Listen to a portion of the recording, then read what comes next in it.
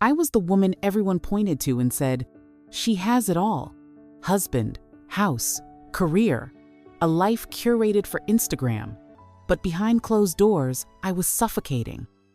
And when I finally reached for air, I found it in the arms of someone I was never supposed to touch. My name is Rachel Hart. My story didn't start with betrayal. It started with silence. We'd been married 12 years. Daniel and I, we were good on paper stable. That's what everyone called us. Friends envied our dinner parties. His parents beamed at our Christmas cards. And I played my part like a seasoned actress. Smiles, routines, safe conversations about car payments and school calendars. But underneath the surface, I was vanishing. Slowly, quietly. He stopped seeing me years ago. I don't mean he looked past me. I mean he looked through me. Our kisses were dry. Our talks clipped. He'd touch my shoulder when he passed behind me at the sink, like I was a piece of furniture he didn't want to bump into. And when we fought, it was never loud. Just two ghosts rehearsing the same cold script until we gave up and went to bed backs, turned, silence thick. I didn't plan to cheat. That sounds like a cliché, but it's true. No one ever writes infidelity into their 5-year plan. Then came Eli. He was the new creative director at the agency Magnetic. Sarcastic, always a little unbuttoned. He remembered the small things, how I took my coffee, that I hated when people said per my last email. He called me sharp, not nice. That alone felt revolutionary. At first, it was innocent. A joke shared in the break room. A glance that lasted half a second too long. I brushed it off. Married? Remember? But then came the late-night deadlines. The pitch rehearsals.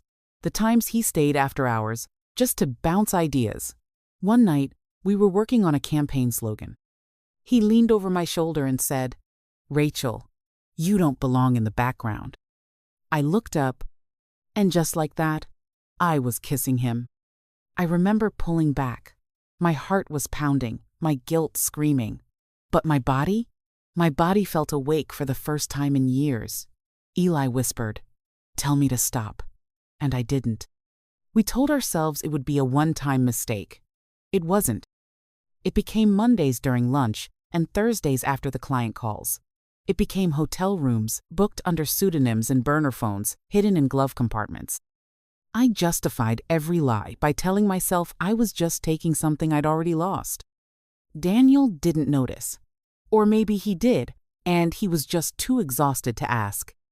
Looking back, it wasn't the affair that started everything.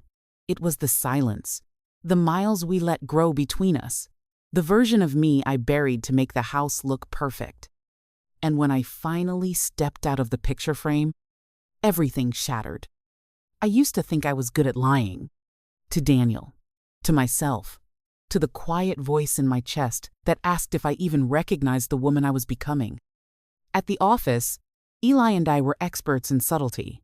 We sat on opposite sides of the open concept floor, our emails all strictly project-based, our eye contact no longer than a breath. But underneath the surface, we were tangled. We had a system. Burner phones only. Never the same hotel twice. Keep it clean, Eli would say, his voice like velvet over broken rules. And it was clean for a while. There were moments that made it feel like more than an affair. The time he brought me chicken soup when I had the flu. The way he'd text, "You okay?" when I was quiet in meetings. The voice note short, warm, dangerous. But I never told him I loved him. And I never told him I'd leave Daniel. Because I wouldn't. As much as the affair felt like air, my marriage was still the roof over my life. Daniel wasn't cruel. He wasn't a monster. He was a man who showed up for the mortgage, for the school recitals, for the oil changes. I'd once loved him so fiercely I couldn't imagine being with anyone else. But love doesn't always leave with a bang. Sometimes it leaks out quietly over the years through sighs, through silence, through separate beds. Still, I told myself I had it under control. Then Daniel found the charger. It was a Thursday. I was working late with Eli. Another client deadline. Daniel had come home early, and noticed the phone charger plugged into the wall behind the bookshelf phone he didn't recognize. I'd been careless. Stupid. I told myself I'd take the phone to work the next day and wipe it, but I hadn't. That night, I came home to dinner, still warm, and Daniel oddly calm. He asked about my day, kissed my cheek, said he was glad we'd settled back into a rhythm. I smiled and said, "Me too." But something about his tone felt like a cracked window in winter, chilling and quiet. Then came the second mistake. I left the second phone in my gym bag. Friday morning, he forgot his work badge and grabbed mine instead. I didn't even realize it until I was at the office, digging through the bag for my headphones and finding nothing. The phone was gone. I froze. Panic doesn't arrive like a scream, it arrives like stillness, like the air leaving the room. I texted Daniel from my work number. "Hey, did you take my bag by mistake?" No reply. By noon, I was refreshing my inbox every 5 seconds. Eli stopped by my desk, whispered, "Everything okay?" I nodded. But it wasn't, because somewhere between the cubicles and my curated life, the lie had stopped being clean. And I knew Daniel was starting to unravel it. My birthday fell on a Tuesday that year. I wasn't expecting anything. We hadn't done birthdays in years, not properly. Maybe a card, some flowers from the grocery store, dinner if we weren't too tired. So when I walked in the door that night and saw candles flickering on the table and our daughter's homemade banner hanging lopsided across the kitchen, I froze. Daniel stood there with a smile that didn't reach his eyes. Surprise. Emily ran up and hugged my legs. "Daddy made lasagna. He even put your name on the cake." I kissed her head, thanked them both, laughed where I was supposed to. Inside, I was unraveling. My gym bag, the one that held the second phone, was missing from its usual hook. There was no way Daniel hadn't opened it. I'd waited all weekend for the explosion. None came. So now I was living in the aftershock of a bomb I hadn't heard go off. We sat down to dinner. Daniel poured wine, told stories from when we were dating, asked me about work. I answered everything carefully, like walking barefoot across glass. Then, during dessert, he said it. "So," he set his fork down gently, eyes fixed on mine. "Who's Eli, Rachel?" The room went silent. The air changed. My hand froze mid-slice. Emily was licking frosting from her fingers, completely unaware. I blinked. "What?" He turned slightly, like he needed to adjust his angle just to say it again. "Eli," he said slower now, "your creative director, or should I say co-star." I felt the floor shift beneath me. He stood up and pulled out my second phone from the cabinet drawer. Calm, surgical, like he'd practiced this moment. Funny how someone who forgot our anniversary 3 years in a row still remembers to put his voice notes in a password-protected folder. My mouth was dry. My stomach turned to ice. I glanced at Emily. Can we not do this here?" Daniel nodded. "You're right." Then turned to her. "Sweetheart, why don't you go get your pajamas? Mom and I need to talk." She ran off, oblivious. And the moment the bedroom door clicked shut, he dropped the act. "You slept with someone from your office. You brought him into our life.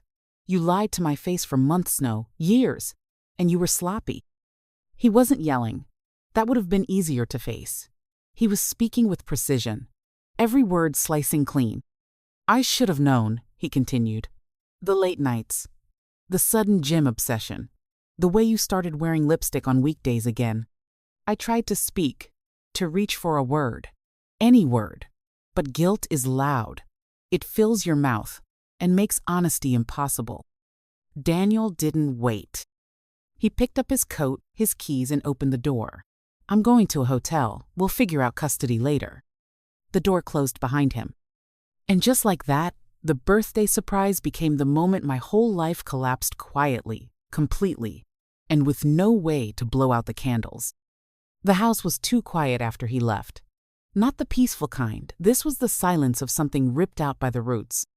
I sat there at the table, birthday cake half eaten, a candle still flickering like it hadn't gotten the memo. I waited for a message, a phone call, something. But Daniel was gone in the way that matters most, not just physically, but emotionally. He'd crossed the line between hurt and done, and I knew he wasn't coming back. The next morning, I woke to a cold side of the bed and Emily asking, "Is Daddy at work?" I nodded and lied, because what else could I do? Tell her Mommy blew up the family? At work, the air had changed. Eli was colder. He avoided my eyes during meetings, didn't sit near me in the break room. On Wednesday, I walked into a strategy session and found out he'd requested a transfer to a different office across the country. No warning, no goodbye. I confronted him in the stairwell. "You're leaving?" He didn't flinch. "This isn't sustainable, Rachel. We both knew that." I stared at him, stunned. "So that's it?" He shrugged, like we'd just wrapped up a failed project. I didn't sign up for fallout. That was when I realized I had never been anything more than escape to him. A thrill, a distraction. And when it got messy, he did what Daniel never did. He ran, without looking back. The whispers started at the office not long after. I noticed people pausing when I walked past, lowering their voices. HR sent a vague email about conduct expectations and interpersonal boundaries. Someone had reported us. Maybe Eli. Maybe someone else. It didn't matter. The shame stuck either way. By the end of the week, Daniel's lawyer emailed.